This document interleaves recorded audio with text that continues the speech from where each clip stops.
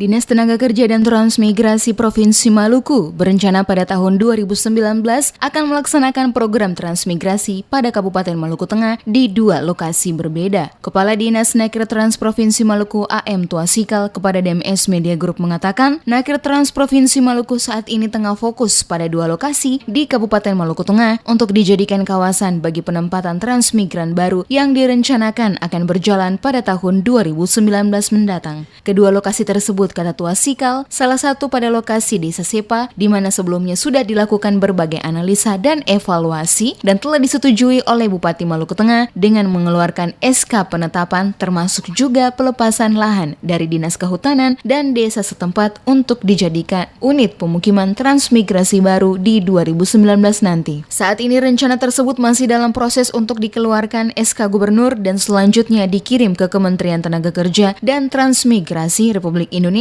dan diharapkan paling lambat 2019 sudah dapat dijalankan. Sementara ditanya soal transmigrasi yang akan ditempatkan pada 2 lokasi tersebut, Tuasikal mengatakan peserta transmigrasi sebagian dari Maluku dan sebagian lagi dari luar Maluku. Untuk fokus Maluku Tengah itu diharapkan 2019 sudah ada mulai titik terang mengenai penempatan transmigran baru. Ada 2 titik di situ.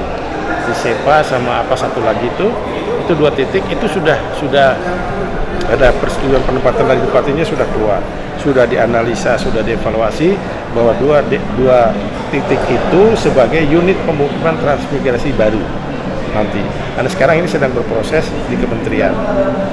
Mungkin ya mudah-mudahan 2019 katakan sudah ada titik terang untuk mulai pembiayaannya untuk areal itu. Ya, transmigrasi dari mana itu, Pak? Itu campuran.